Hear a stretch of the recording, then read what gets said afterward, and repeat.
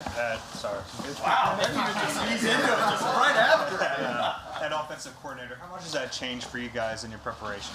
Yeah, you got to go back and you got to look at some things that Coach Kitchens did at Cleveland and some of those things like that. So, of course, you look for every advantage, every edge, some of the tendencies, things. You got to go back and look at what they had because it's a different. Like I've said this before in here, like it's a different play caller. So there's going to be different looks. There's going to be different things that he does and that Coach Garrett didn't do, or vice versa. So that we just got to be ready for everything. And so when you don't know exactly what you're getting, you got to play your rules, and you got to play your rules on each individual defense that you get. Do it on a short week with a holiday mixed in. How are they doing it? I don't know. No, are you doing it? How big a wrinkle is this? Yeah, again, it's a change. I think if anybody, if Shane was calling plays as opposed to me, or if Kevin was calling plays, or Brian Johnson, or anybody, it's going to look different. We understand that everybody, and same thing. If Gannon's not calling the defense and Denard Wilson was, like, it's going to look. There's going to be different things. So again, when that stuff like that happens, like you got to go back to.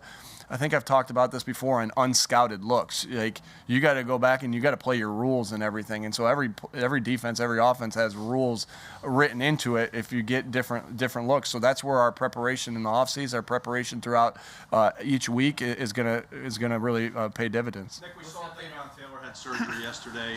What was the knee injury? Was it a tear? And do you expect him back this season? Well, he had surgery. Again, we could get him back, and nothing's ruled out right yet. And so I don't want to give a timetable on anything there. But it was his knee. I don't know exactly if it was exactly the terminology of what it was or anything like that. But it's his knee that he needed surgery on, and that he could be back later in the season. What's the update on Brandon Brooks? Yeah, I don't have one. I don't have one yet. Will he be the starter when he? Will he be right back in the starting lineup? Yeah, again, we don't have to make any decisions right yet about anything because we don't have any. I don't have any new updates for you. So I'll stay tight-lipped on that. Has he had a setback, or is he? Because again, not a lot of new information on that. So sorry. You've been the best team in the NFL on third downs over the last month. Why have you had that success, and how demoralizing is it to a defense when Jalen can make plays with his legs and run for first down? Yeah, I think that's an extra added element that you have is when your quarterback can get out of trouble and create with his legs, whether that's a running play or a passing play that breaks down in some way, some shape, some form. And so that's a big advantage to have. I think, if you look at teams that are high on third down, I think they have, or in the past, they've had that ability to create with the quarterbacks had that ability to create with his legs. And so that's a huge advantage. And obviously to keep the chains moving, I think, when the chains are moving and you're converting third downs, right, that's more opportunities for more plays, which means more points, which means more run attempts, which means more opportunities for guys on the field to get touches. And so that's a huge part of our preparation, obviously, which it is in everybody in the NFL, is that situational football, that third down and red zone. And so I think when you're running the ball the way we are and moving the sticks consistently the way you are, you always got to look at, and we're scoring the points the way we are. I think it always is like, well, okay, they're moving it well different ways. All right, but they're staying in phase and they're staying on the field because they're converting third downs. They're scoring a lot more points because they're doing well in the red zone. So situational football is big. JG has been blitzing more since the Raiders game, and what you said about what Nick, John, and both of you said, hope that the defense would challenge more. Is this a direct result of that? Yeah, again, I think you just start to find out what works for you, what's working better, and you kind of get on a roll. Again, every game is going to be a little bit different of how you play it, as you guys well know. But yeah, of course, like you adapt throughout the year. I think you double down on the things that you know are true, and then you adapt your schemes and you adapt your schedules and you adapt different things. And that's a result of that. Hey, getting back to the change in New York, and a couple weeks ago in Denver, they didn't have Pat Shermer, different circumstance. But in these times today, do you guys think about that more? Like there might be a change at a particular time? Does that help? Because of COVID? Yeah, I think you got to. And I think that everybody that you got to have, just like players, right? The next man's got to be up over and over with the defense, with special teams, with offense. And so that's definitely been something we've talked through. And is who's up, who's the next man up if something with COVID hits our coaching staff as well. Hey, you said after the game that you got too conservative fourth quarter play calling.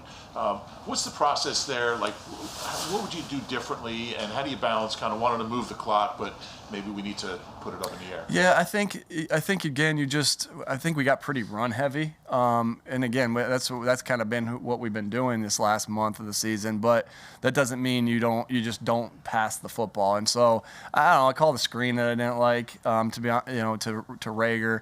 That it just the way their defensive ends were playing, I didn't love that call. And so I thought, okay, hey, I passed it there, and I was being a little conservative on the type of pass I used, and that's the one play that I really want back.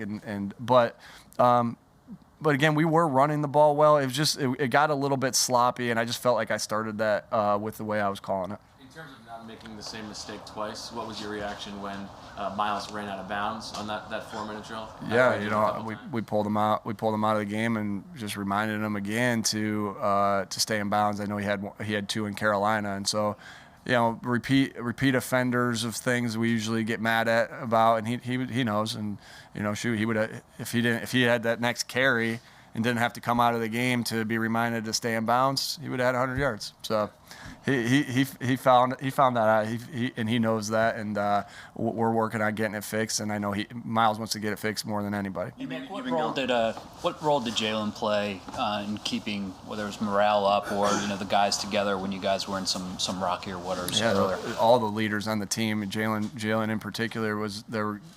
Again, just sticking to the process of going to work every single day. Of putting your head down and working every single day, and that's who he is. He's the same guy every single day, and that's not only a challenge when everyone tells you stink, but that's also a challenge when everyone tells you how good you are. And so that's the message today. And Jalen did an awesome job of that throughout some of the hard times, and so that's the challenge today, right? Is now everyone's telling you how good you are, and your family members probably are home here for Thanksgiving telling you how good you are. And so, but the message remains the same. Put your head down, work, do the things that we need to do to put ourselves in position to be 1-0 this week. And we know what that process is of what we need to do to put ourselves in position. And so, and Jalen has just been consistent and steady, and I think that's what you want out of your quarterback and out of a leader on the football team. You've been by committee at running back. Is that the plan, or is that just the way things are? And are you willing to go hot hand if, let's say, Miles is definitely willing to go hot hand, and definitely definitely willing to do that. But yeah, right now it's just been by committee, and we think that's working well. But if somebody gets hot, we got no doubt we'll stick with it. Kind of along those lines, like the last 4 games when you guys have run the ball so well, Kenny Gainwell hasn't really been a big part of that. What's your message to him? What does he need to do to kind of get back in that rotation? Just stay ready. And my message to him is just stay ready, and that we still, I know he was not active last game, but we still have high hopes for him, and we still think very highly of him. He's still here to have a niche on this team, especially with his receiving ability. We just haven't used it a lot as these last couple weeks, and so. I think Kenny knows how much, it's tough, but he knows how much we respect him and how much we need him on this football team. And these things go like this sometimes in a season where it's, you're quiet, boom, you have a big game. And that's the way of this league. And so we're going to need him, and just keeping him into it, and which he's awesome. He's an awesome kid, and he'll be into it, and he's ready to go when his number's called. In the meeting today, what was the theme or the message, and what example did you use to reinforce it? Yeah, same thing I just kind of said to you guys was just, hey, make sure that our intensity at practice is the way it needs to be. Make sure that our detail in the meetings and on walkthrough is the way it needs to be and what it has been. because this week there are a lot of distractions, and it's Thanksgiving and the schedule's a little bit different. But even though and I said even though I'm going home to spend time with my parents and my family and my wife and kids, I'm still going to make sure that I get my meeting stuff done. Everything I normally do in a week. It's just different of how you're handling it, right? So there's going to be extra meetings at lunch today. There's going to be extra meetings. There's going to be extra meetings tonight to all because we get them out a little bit earlier tomorrow. So they can be with their families, because that's so important, obviously, that we want to be with our families on this holiday. But we still have to go through all the process that we go through each week, and so that just looks different of how it happens. But don't leave any stone unturned. Make sure we're going hard, and again, don't Nick Saban had an awesome message. Was that last year?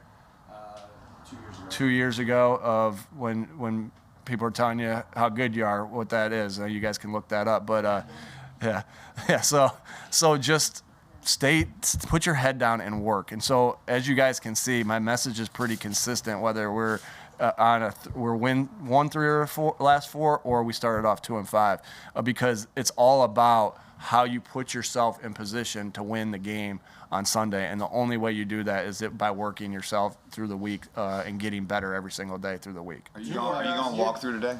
We're doing walkthrough today, yeah. Again, with the late bye, we want to make sure our guys are healthy. Physicality a lot the past couple of weeks, nastiness.